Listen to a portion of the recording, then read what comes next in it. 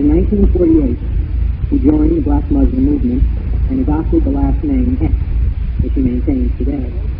Although still a Muslim, he has broken with Black Muslim movement recently, where he served as the chief minister, and he is now chairman of an organization of American Unity, the description of which I will leave to him. He now prefers to be known as Brother Malcolm when he is speaking in a religious capacity, but Malcolm X when he's speaking in a political capacity. The New York Times reported not too long ago that Malcolm X was the second most sought-after speaker on colleges and university campuses. The first was Barry Goldwater.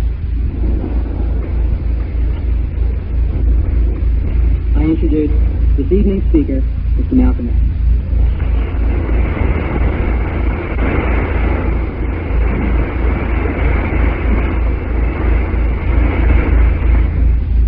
Mr. Moderator, fellow panelists, ladies and gentlemen, I first want to thank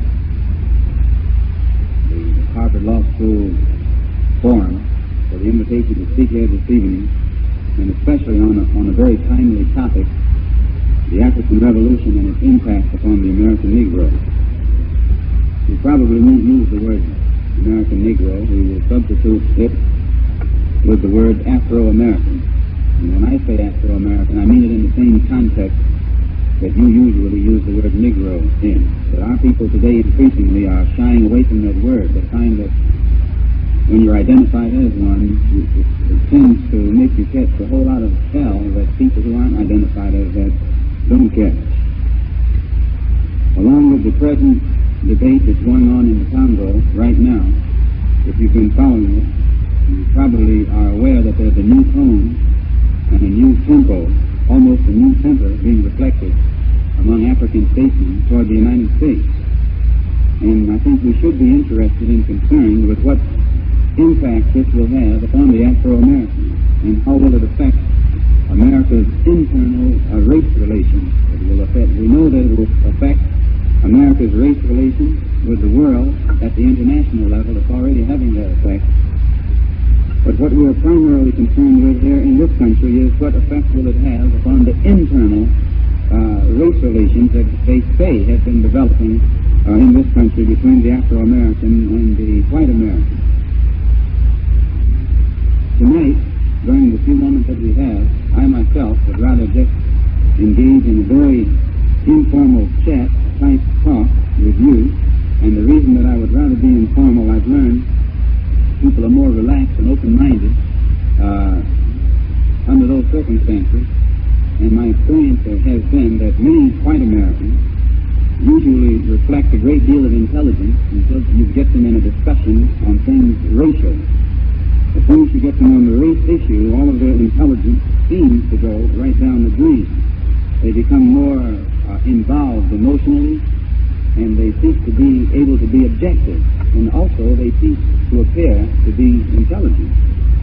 So, since we know that it's a very touchy situation, and I can understand why it would be, because there's a lot of guilt involved. We would hope to create some kind of atmosphere to keep as much open-mindedness as possible. To me, it's actually encouraging to see as many out here as are here, showing a personal interest in the problem. Myself, I believe the best advice that can be given to anybody today, especially students, is to try and always go places and see things for yourself and hear people for yourself so that you can think for yourself and judge for yourself. If you sit around and let others tell you how to think based upon what they've seen and what they've heard, you find that you will always be misjudging many situations and many people. And the time that we're living in nowadays, it's very important to make a sound judgment. And the best judgment you can make is for yourself, because that's what you make and what you've seen and what you've heard with your own eyes and with your own ears. When you let yourself be influenced by images that have been created by others, you find that oftentimes the one who creates those images can use that image to mislead you, confuse you, and misuse you by misleading you. A good example, a couple of weeks ago, about a month ago, I was on a plane between Algiers and Geneva, and there were a couple of Americans, white, one male and one female, sitting to my right. We were all in in the same row, and we had a nice conversation going for about 35 or 40 minutes. And finally, this lady, she looked at my briefcase and she said, "I would like to ask you a personal question." Well, I knew it was coming. She said, "What kind of last name should you have that begins with X?"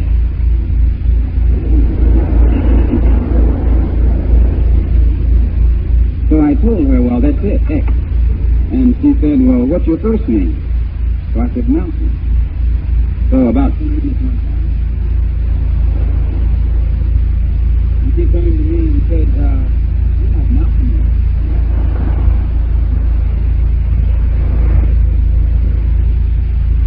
You see, we had had a nice conversation going. Just three human beings.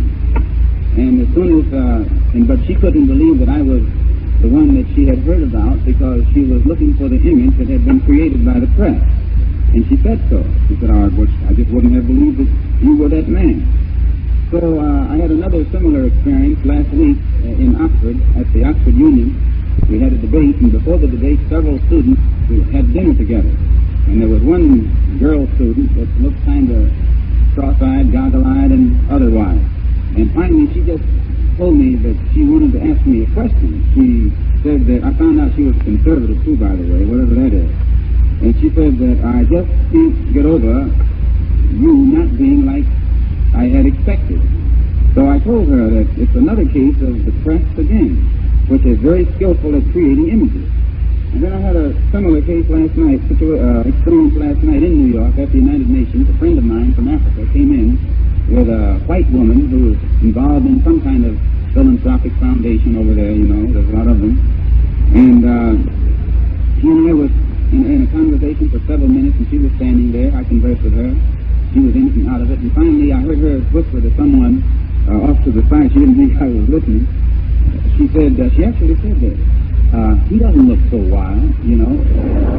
Now, this was a full-grown, so-called mature woman.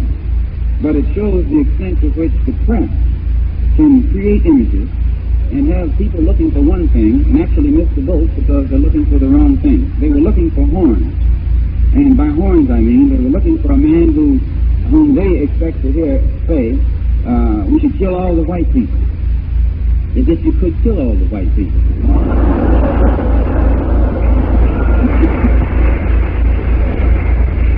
Someone who's a rabble-rouser, irrational, antisocial, extremist. In fact, if I had believed what they said about the people in Britain, I never would have gone into Oxford.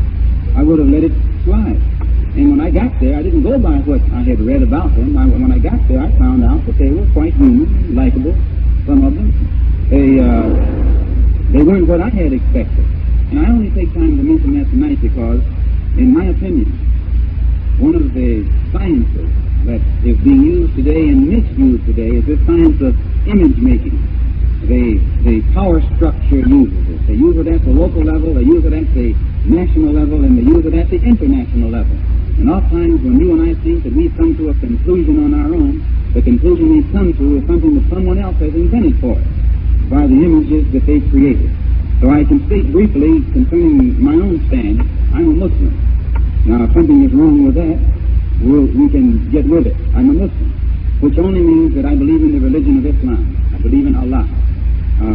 Same God probably that many of you would believe in if you knew more about Him. I believe in all of the prophets, from Abraham, Moses, Jesus, Muhammad, and I think most of you yourselves, if you're Jewish, you believe in Moses, you might not take Jesus. And if you're Christians, you believe in Moses and Jesus. Well, I'm a Muslim. I believe in Moses, Jesus, and Muhammad. I believe in all of them. So I think that I'm way up on you in religion. And in the religion that I believe in, we practice prayer, charity, fasting. The things should be practiced in all religions. And so far as the Muslim religion is concerned, another part of it that one must practice if one can is the pilgrimage to the holy city of Mecca, which I was fortunate to make in April, the Hajj in April, and I went back again in September. So insofar as being a Muslim is concerned, as far as I know, I'm a Muslim. I've done what one is supposed to do to be a Muslim, whether he's in Pakistan, Indonesia, Arabia, or some other part of the Muslim world. But usually when the press, when you leave it up to the press. They leave out that part because they don't want the public to in any way identify anyone whose views they can't control as being something connected with religion. Despite being a Muslim, I can't overlook the fact that I'm an Afro-American in a country that has a racist society and that practices racism against black people in this country. So there is no religion under the sun that would make me forget the suffering that our people undergo in this country for no reason other than that our skins happen to be black. So whether I'm a Muslim, a Christian, a Buddhist, a Hindu, an atheist, or an agnostic, I will still be on the front line with our people fighting against the racism and segregation in this country at all levels, in the North, in the South, and in the East, and in the West.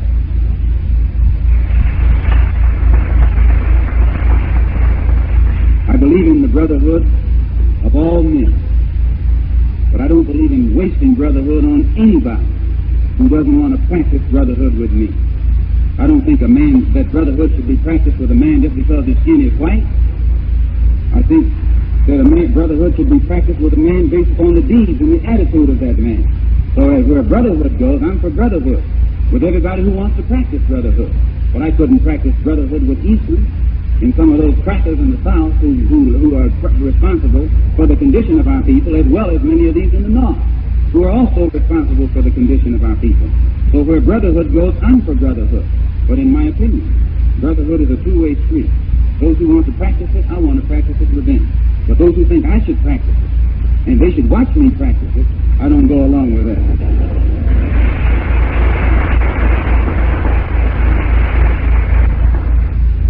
As a Muslim, I'm against every form of racism, not only as a Muslim, as a human being.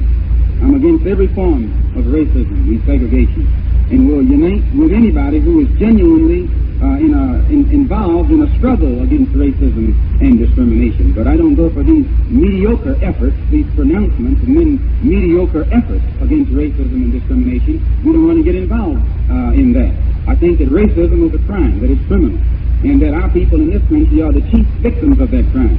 And as far as I'm concerned, when a racist comes to practices racism against me, I intend to fight him, not nonviolently.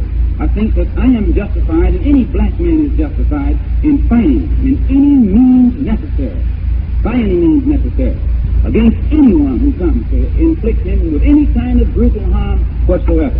And I think that that kind of thinking is increasing among our people in this country, whether people want to hear it or not. You can give out all the peace prizes on earth. That's not going to make the people who aren't at peace be at peace.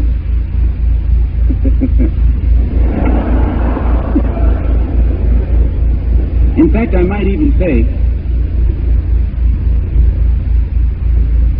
offhandedly, that if I was in a battle following a general, and they started giving him peace prizes before the battle was won and before the war was over, he'd have a lot of trouble out of me.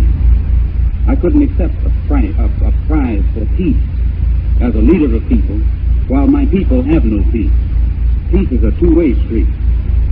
It's not something that's supposed to be benefited by just one people or just one person or just one side.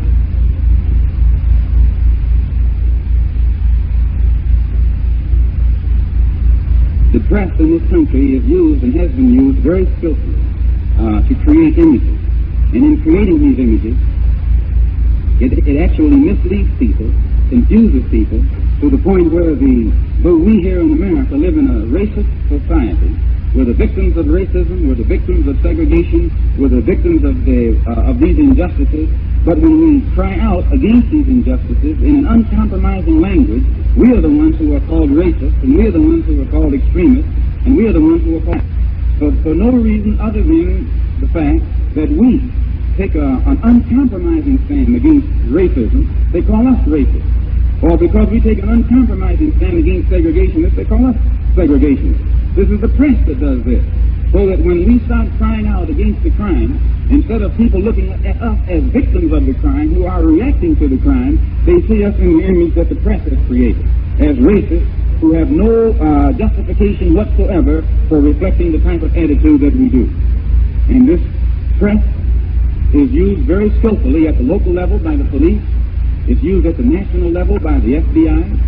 is used at the international level by the CIA for doing nothing other than creating images that will justify at the local level whatever the police want to do to their victims, or at the national level whatever the FBI wants to do to its victims, or at the international level whatever the CIA wants to do to its victims. They create the victim in the image of an extremist. And once the victim is projected in the image of an extremist, then everything the victim does, even to defend itself from other people's extremism, is an act of extremism.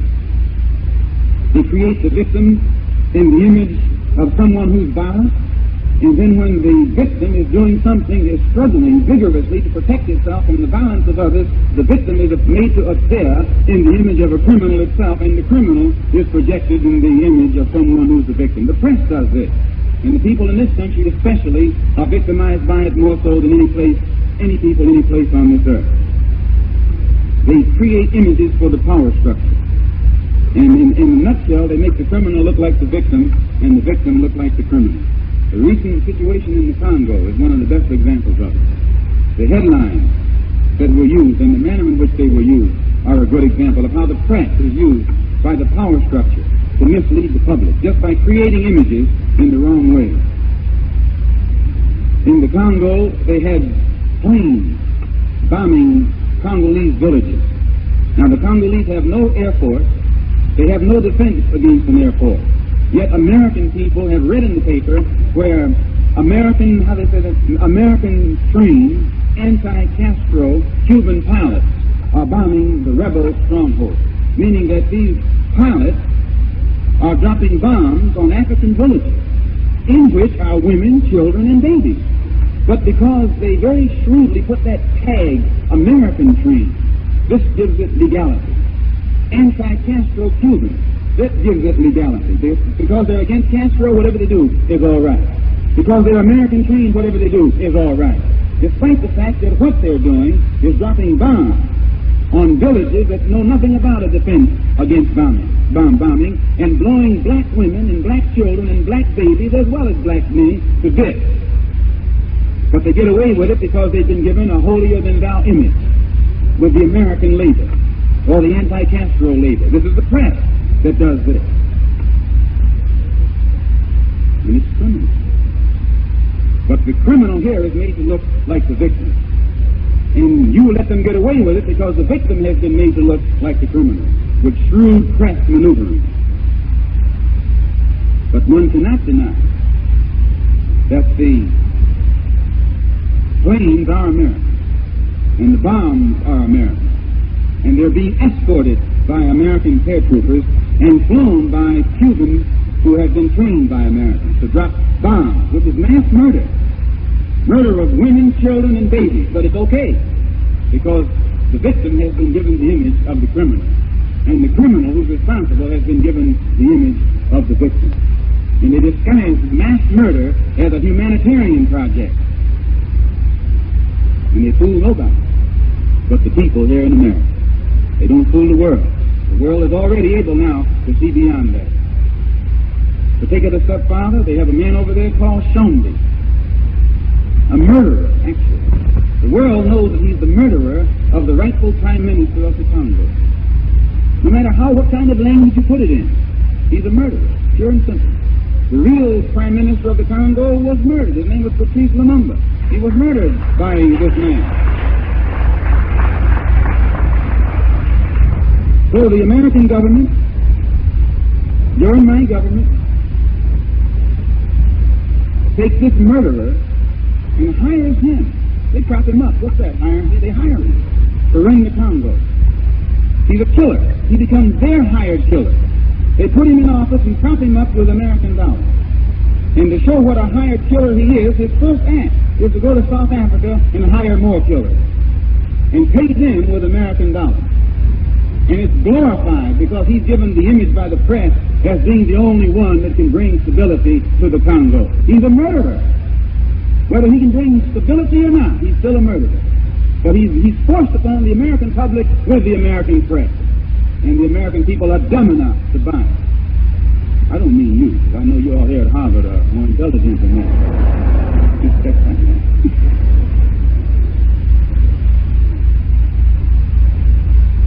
And all of this is condoned only because, again, the press projects this operation as a humanitarian project. When they wanted to bring in the troops a couple of weeks ago, the press again was used. They built up hysteria in the mind of the public in order to get the sympathy of the public and so that they would support the criminal action that they were about to become involved in. The headlines spoke about white hostages. They didn't say hostages. They said white hostages. They didn't say missionaries. They said white missionaries. They didn't say nuns and priests. They said white nuns and priests. Why? They had to get the sympathy of the white public in America. They had to pick up your mind, get your sympathy and your support for the criminal action that they were getting ready to become involved in that Congo. And they kicked, as I say, not you, but the general American public came out with no outcry. But when you read the press, I think you'd have to agree. It would be easy for one to get the impression that Americans consider white lives to be more valuable than black lives. Americans consider 40 white lives more valuable than 4,000 black lives. This is the impression one would get from the press. Because if it was a humanitarian project, it would have been sufficient to say that human beings were being held hostage, that human life is at stake.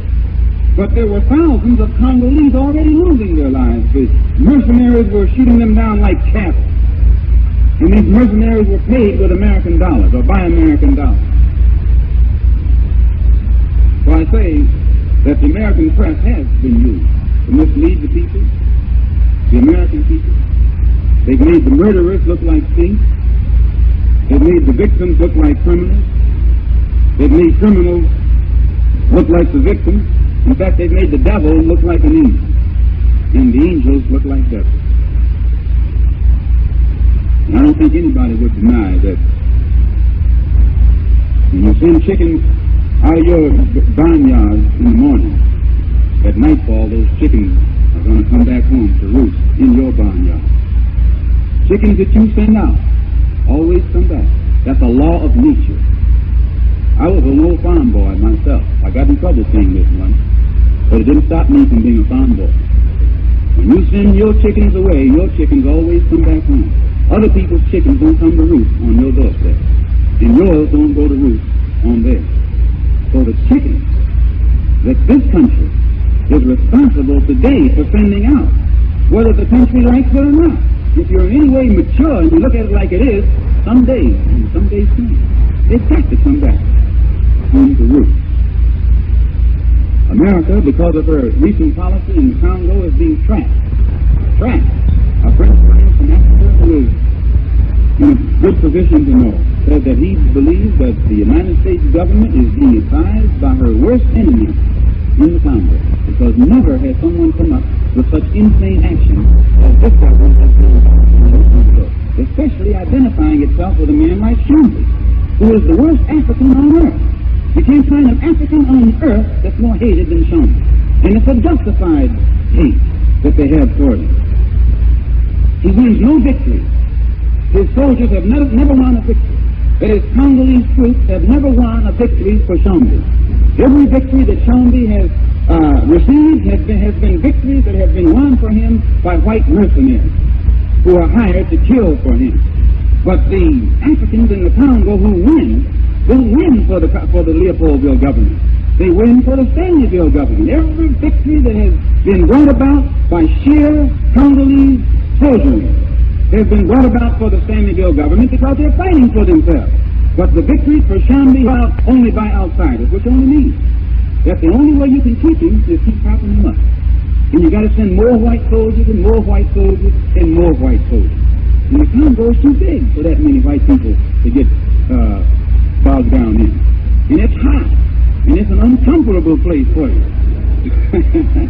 And if the government doesn't realize this soon, I think you'll find that the American troops will be bogged down in a worse situation in the Congo than they are presently bogged down in South Vietnam over there in Asia. And as an American, at least that's what they told me I was, I'm concerned. I wouldn't like to see our good country get bogged down in the Congo.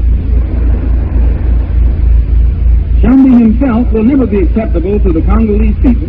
He'll never be acceptable to the African people. And any African government that supports Shambi will be overturned by the people of that country. There is no African leader in any country that would have the audacity to stand up and support a man like Shambi and not be writing his own doom on the wall. Because the African people are the ones who won't accept a man like Shambi, and the only way you can get an African government to endorse Shambi is to give that African government some American dollars.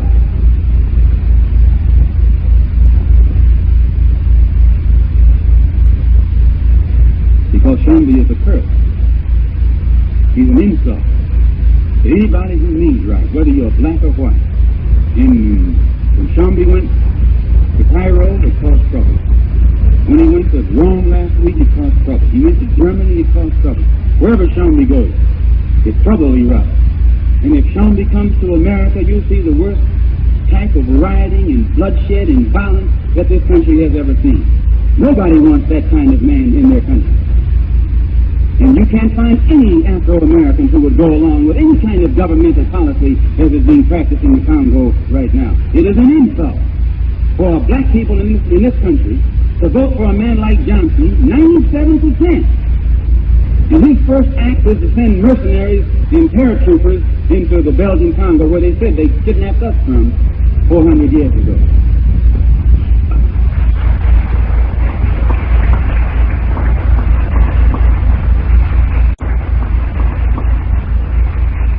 So I say, what effect does this have on the Afro-Americans?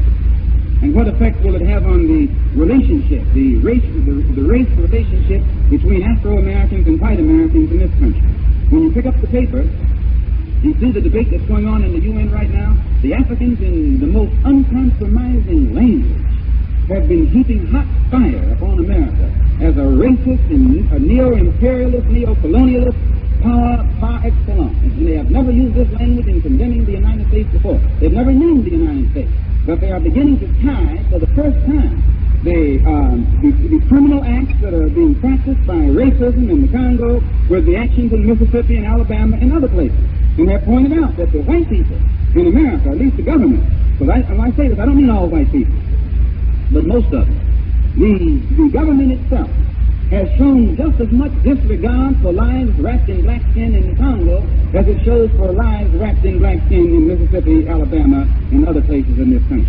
So when the Africans begin to identify their problem with our problem, and we begin to identify our problem with their problem, what effect will this have upon what is called improving race relations between white and black in this country?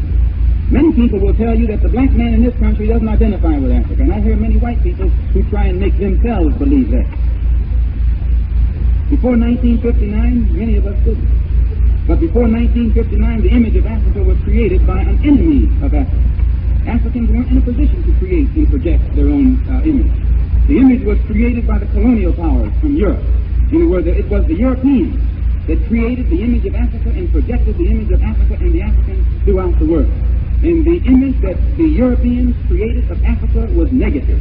It was created and projected as a jungle, a wild place, where the people were cannibals and naked and savage, and that the countryside was overrun with dangerous animals. The image of Africa and the African was made hateful. It was made so hateful that 22 million Afro-Americans in this country wouldn't identify with it. Only because the only image we had of it was something that no one would want to be identified with. And that image was created by an enemy. We didn't realize at that time that in being made to hate Africa, and in being made to hate the Africans, we were being made to hate ourselves. You can't hate your root, or the roots of it, and not hate the tree. You can't hate your origin and not end up hating yourself. And we certainly can't hate Africa and at the same time learn how to love ourselves. And these people knew this. Connect the pulse beat, the voice, the very life drive that is reflected today in the Africa between white and black in this country. Many people will tell you that the black man in this country doesn't identify with Africa. And I hear many white people who try and make themselves believe that. In 1959, many of us didn't. But before 1959, the image of Africa was created by an enemy of Africa. Africans weren't in a position to create and project their own image. The image was created by the colonial powers from Europe. In other words, it was the Europeans that created the image of Africa and projected the image of Africa and the Africans throughout the world. And the image that the Europeans created of Africa was negative. It was created and projected as a jungle, a wild place, where the people were cannibals and naked and savage, and that the countryside was overrun with dangerous animals. The image of Africa and the African was made hateful. It was made so hateful that 22 million Afro-Americans in this country wouldn't identify with it. Only because the only image we had of it was something that no one would want to be identified with. And that image was created by an enemy. We didn't realize at that time that in being made to hate Africa, and in being made to hate the African, we were at that time, that in being made to hate Africa, and in being made to hate the African, we were being made to hate ourselves. You can't hate your roots, or the roots of the, and not hate the tree. You can't hate your origin and not end up hating yourself. And we certainly can't hate Africa and at the same time learn how to love ourselves. And these people knew this. So they created an image of our past that we refused to be identified with. We hated the African features that we ourselves had. Our nose was hated. The shape of our nose, we hated. The shape of our lips, we hated. The color of our skin, we hated. The texture of our hair, we hated. And in hating it, we ended up hating ourselves. Our skin became a trap, a prison. We felt inferior, inadequate, and helpless. And all of this resulted from the image that had been created for us of Africa. And it was an image that wasn't created by Africans nor us, but it was an image that was created by the enemy of Africa and someone who was an enemy to us. And since 1959, that has been changing. Because since 1959, the African states have begun to emerge and get independent. And as soon as they have gotten independence, it put them in a position to project a positive image. And as the image of Africa began to change from negative to positive, the image of the black man in America began to change from negative to positive. The action and the behavior of the black man in America began to change from negative to positive. Whereas we used to be frightened, you find increasingly there is less fright reflected in the behavior patterns of the black man in America. Why? Because he looks at something now that he can identify with. Many of them don't even realize that they identify with that. Subconsciously, there's that connection. As our people in this country see Africa getting its independence and standing up and taking a fighting stand, you'll find that increasingly our people in this country are crying out for independence and show the desire to stand up and make a fighting stand. You can't disconnect the attitude of the Afro-American from the attitude of the African, and you cannot disconnect the pulse beat, the voice, the very length drive that is reflected today in the African from that is reflected today here among the Afro-Americans. And the only way you can really understand the black man in America and what's happening in the heart and mind of the black man in America is to fully understand what's happening in the heart and mind of the black man on the African continent. Because it's the same heart and it's the same mind. Though we've been separated by 400 years, we still have the same heart and the same mind. And though we're separated by the Atlantic Ocean, we still have the same heart and the same mind. Although there are those who wouldn't like for us to have the same heart and the same mind. But for fear that heart and that mind might get together. If our people in this country got a new image of Africa, they automatically had to get a new image of themselves. Fear left completely, and there was a fear among the racist element in the State Department that to the same degree that our people here begin to see this positive image coming out of Africa, we will begin to identify with it. And not only so much there was fear against our identifying with it, but our sympathy for Africa and its hopes and aspirations would develop. And the real fear was that this identity, this sympathy, would develop into a form of allegiance, wherein we would have a stronger allegiance for Africa's hopes and aspirations than we would have for America's hopes and aspirations. And you are a student. You'd be out of your mind if you couldn't see for yourself that we of African heritage and African blood, who have been rejected by the American society, It's only natural for us to turn in another direction. When I say rejected by American society. Despite all those pretty words and pretty bills and pretty this and pretty that, we live in a society that has rejected us completely. For no reason other than we happen to be of African ancestry. So it's only natural to expect us today to turn and look in the direction of our homeland and of our motherland and see can we make any contact over there. When we go back to 1939, I grew up in Michigan, which is the north. And in the city where I lived, a place called Lansing, it was typical of most cities in this country in those days. A black man who had a good job with shiny shoes, or he would wait in tables. He usually had the best job if he could wait table at the country club, as is the case in most of the cities. And in those days, if he worked at the state house, not on an executive job or a clerical job or in some capacity such as that, but if he worked for shiny shoes, he was considered a big shot in the town. This was the black man, the Afro-American. He was a waiter. He couldn't even get a job in a factory in those days, and Michigan was a factory state. And it was only when Hitler went on the rampage in 1939, and this country got caught in a manpower shortage, but then the black man was permitted into the factory to get a shot at better jobs. He never was permitted in out of the goodwill of Uncle Sam. He was permitted to step forward only when Uncle Sam had his back to the wall and needed it.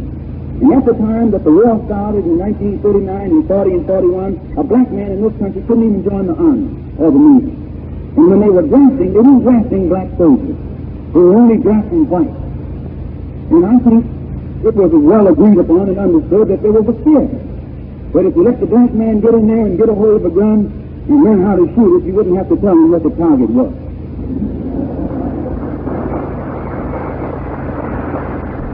It was not until the Negro leaders, and in this sense I use the word Negro purposely, it was the Negro leaders in those days who began to cry out and complain that if white boys are going to die on the battlefield, our black boys must die on the battlefield too.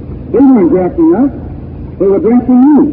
And if it had not been for that type of leadership, we never would have been drafted. They just wanted to show that we were good enough to die too, although we weren't good enough to join the Army and join the Navy prior to that time.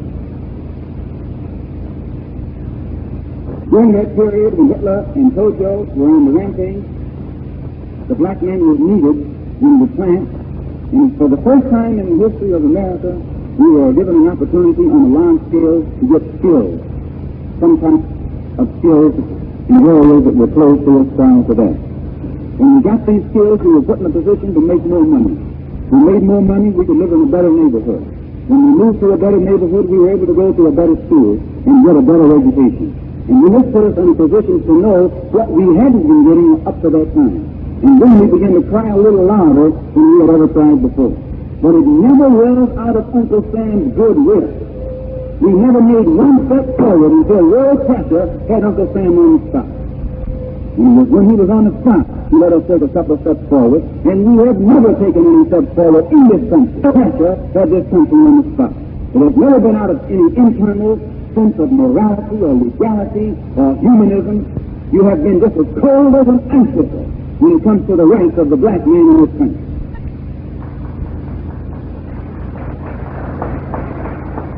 You excuse me for raising my voice, but I do think it's time, as long as my voice is the only thing I raise, I don't think you should get too upset. Because we begin to cry a little louder, they had to use a different strategy to handle it. They used a new approach. They came up with the Supreme Court desegregation decision, which was written in such a tricky language that every crook in the country could sidestep having to practice it. They came up with the Supreme Court desegregation decision 10 years ago. It has been implemented less than 10% in those 10 years. This was a token advancement. Throughout the country, we've been the recipients of tokenism in education, tokenism in housing, tokenism in employment, tokenism in everything. But nowhere in the country during the past 2 years has the black man been treated as a human being in the same context with other human beings. Always he's been patronized in a very paternalistic way, but never has he been given an opportunity to function as a human being at the same level and in the same context with other human beings. And actually, in one sense, it's our own fault, and we'll get to that later on in a minute. We have never gotten the real thing. I'll get to it right now. The reason that we never received the real thing is we have not displayed any tendency at any time to do the same thing for ourselves as human beings, to protect our humanity and project our humanity that other human beings would do to protect and project theirs. And I'll clarify what I mean. There is not a white person in America that would sit idly by and let someone do to him what we have been sitting around here letting others do to us. And that white person would mean passive, peaceful, and non-violent. The day that the black man in this country shows other human beings that we are just as human as they in our reaction to injustice, that we are willing to die just as quickly to protect our lives and our property as you have shown quickness to die to protect your life and your property, only then and only then will our people be recognized and respected as human beings. Because it is inhuman, absolutely subhuman, for a man to let a dog bite him and he not fight back, or let someone club him and he not fight back, or let someone put water hoses on his women, his mother, and his daughter, and his babies, and he not fight back. He's subhuman. The day he becomes a human being, he will react as other human beings react, and nobody in humanity will hold it against him.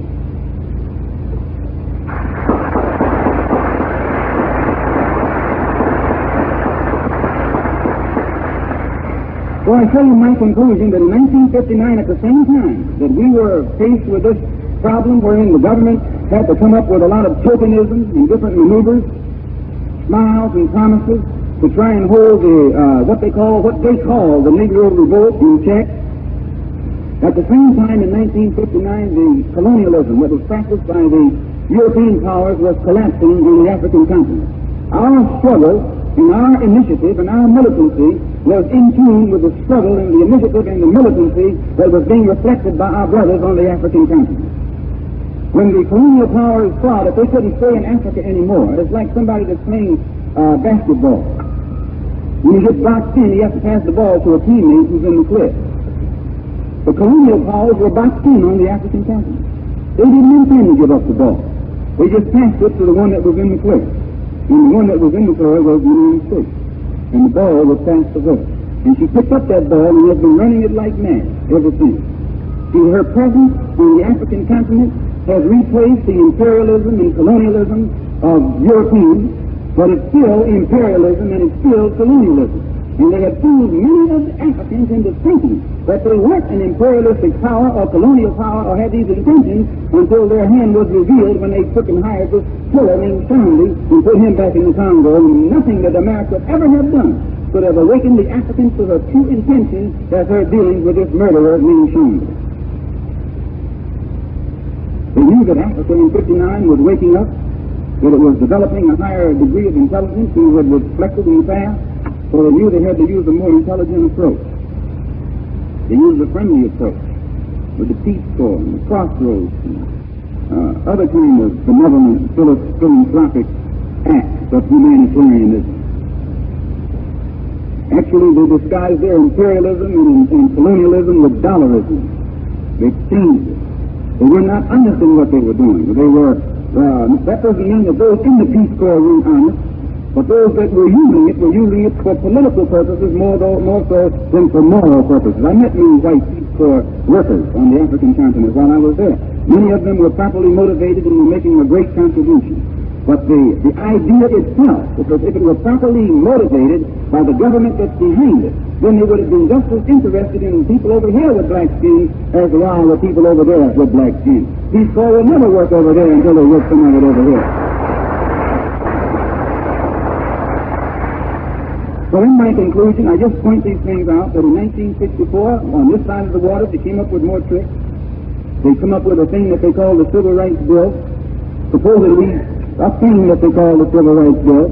Supposedly the farm was passed, 3 of the civil rights workers were murdered. Nothing has been done about it, and I say nothing has been done about it, and nothing will be done about it until the people themselves do something about it.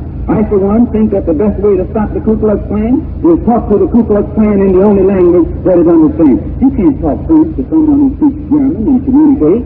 You have to find out what language a person speaks. And when you know their language and speak their language and you communicate, you get your point across. And these racists only know one language. And it is doing the black man in this country an injustice to expect him to talk the language of peace to people who don't know the peaceful language. No. Our people must, in order to get any kind of point across, speak to those people there in the only language that they understand. And we're getting into an area right now where the black man in this country is capable and qualified to learn how to speak whatever language the racists speak. The government can't protect us. The government has not protected us. And it's time for us to do whatever is necessary, by any means necessary, to protect ourselves. And if this government doesn't want us running around here wild and acting like that, then I say let the government get up off its whatever it's on and take care of itself.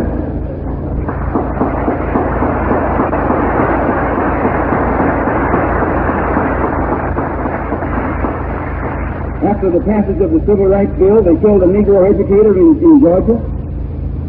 The killers of this Negro educator were brought into the court and set free. This is a pattern in this country. And I think that white people, actually, and I'm not standing here to condemn all white people. I use the word white people because it's cut short, cut right to the point.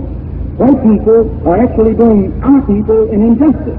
If you even think that we should sit around and slowly wait for the long wheels of legislative process and Emancipation Proclamation and Supreme Court to come down with decisions where our rights and our lives and our property are concerned, you are doing us an injustice if you expect us to do this when you wouldn't do it yourself. If someone come knocking on your door with a rifle, you'd walk out of your door with a rifle. And the black man in this country is getting ready to do the same thing. I say in my conclusion that our problem has ceased to be a Negro problem. It has ceased to be an American problem. It has now become a world problem for humanity. It's a human problem. And as long as we waste our time in this country confining our struggle to one which can be labeled as a civil rights struggle, it's domestic, it's held within the jurisdiction of the United States. No outside allies can help us in any way without violating U.S. protocol. But today the black men in America have seen this, and our struggle is now being lifted from the level of civil rights to the level of human rights. We have a project by which, at the human rights level, our struggle can be brought into the United Nations. And the United States government can be condemned in legal language as being in the same category of South Africa and Portugal and these other racist empires. The Organization of Afro-American Unity, in line with trying to get our problem before the United Nations at the international level, also has, as one of its immediate projects at the local level or internal level, a program wherein we will work with all the existing civil rights organizations, since they've been talking about minimizing now their demonstrations and other things and becoming involved in political action. We want to see if they mean it. We will become very pleased to make certain that black people in this country are given maximum opportunity for which are registered, but we also believe that along with that voter registration should go some voter education, that our people should be educated in the science of politics so that the crooked politicians can exploit us after we put ourselves in a position to become active politically. But we believe that in every area of this country where workers, such as those 3 who were trying to get black people registered in Mississippi, every area of this country where young students go out to get on the battlefront, and that's what it actually is, it's a battlefront. Every area where they go out to get on that battlefront, we feel in the Organization of Afro-American Unity that they should be provided with units, self-defense units, brothers who know how to defend them.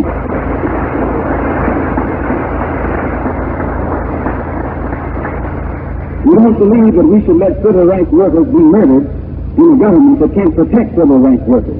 We believe that if the government can't do it, then we should do it. And even in the Christian Bible it says, he that kills with the sword should be killed by the sword. And I'm not against it. I'm for peace.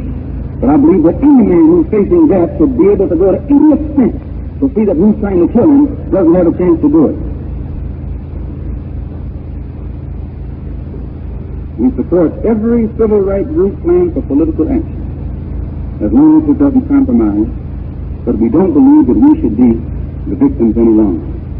We believe that we should let the world know that bloodshed, we should let the Ku Klux Klan know that bloodshed is a two-way street, that dying is a two-way street, that killing is a two-way street.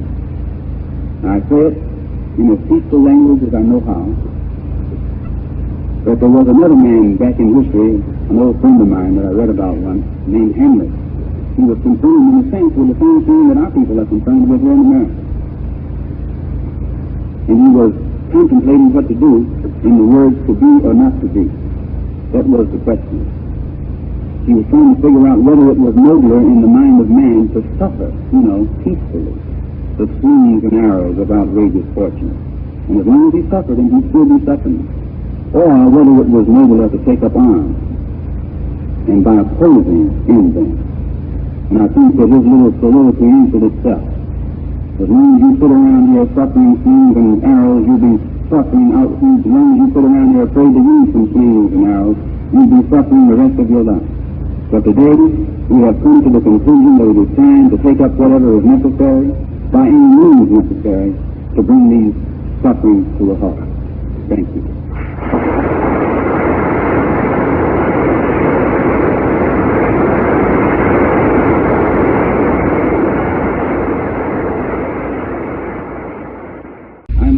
Would rather just engage in a very informal chat type talk with you, and the reason that I would rather be informal, I've learned people are more relaxed and open-minded under those circumstances, and my experience has been that many white Americans usually reflect a great deal of intelligence until you get them in a discussion on things racial. As soon as you get them on the race issue, all of their intelligence seems to go right down the drain. They become more involved emotionally, and they cease to be able to be objective, and also they cease to appear to be intelligent. So, since we know that it's a very touchy situation, and I can understand why it would be, because there's a lot of guilt involved.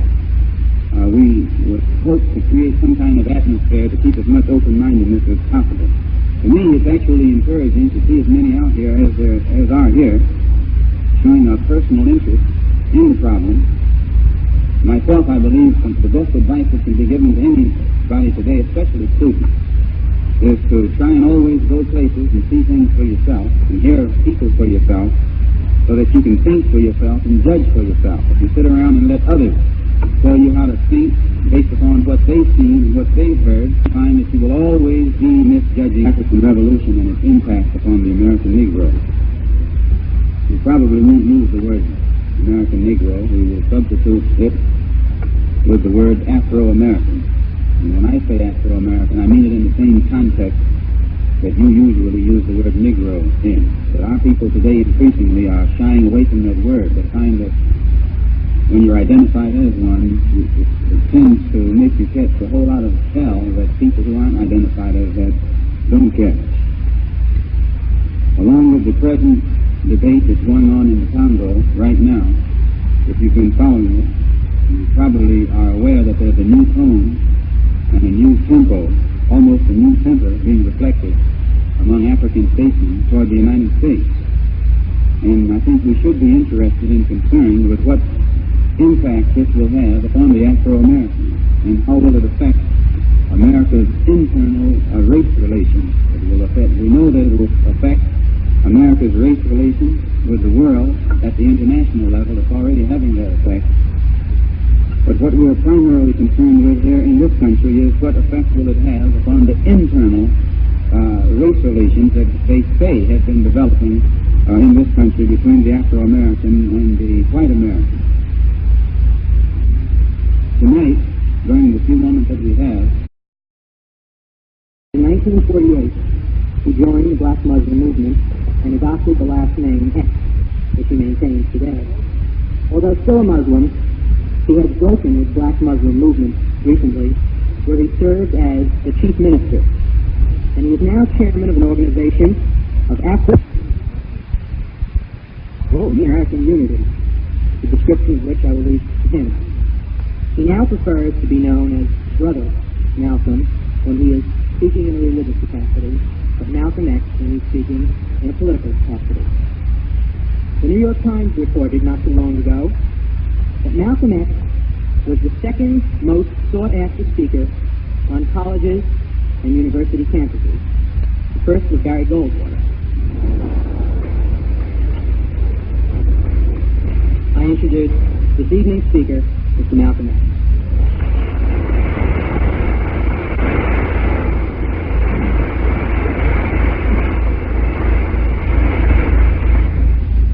Mr. Moderator, my fellow panelists, ladies and gentlemen, I first want to thank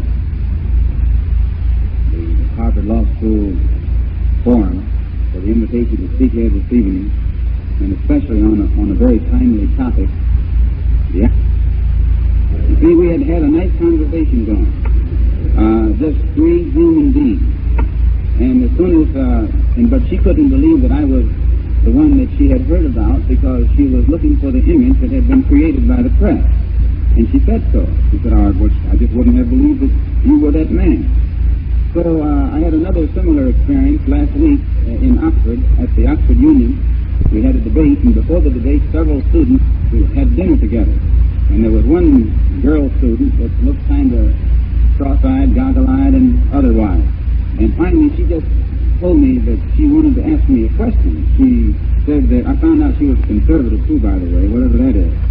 And she said that I just can't get over you not being like I had expected. So I told her that it's another case of the press again, which is very skillful at creating images. And then I had a similar case last night, experience last night in New York at the United Nations. A friend of mine from Africa came in with a white woman who was involved in some kind of philanthropic foundation over there, you know, there's a lot of them.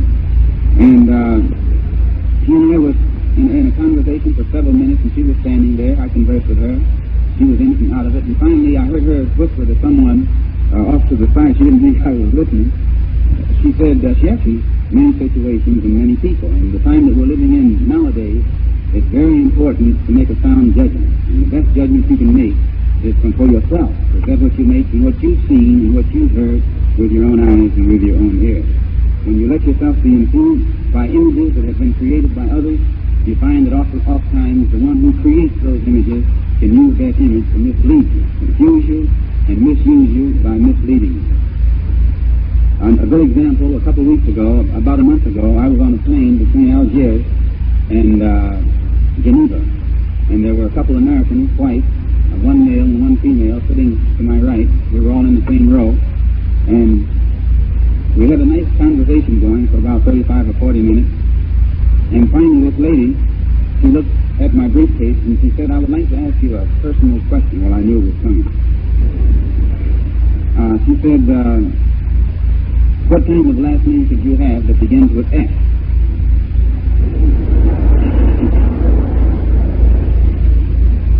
So I told her, well, that's it, X. And she said, well, what's your first name? So I said, Malcolm. So about 2 minutes went by. She turned to me and said,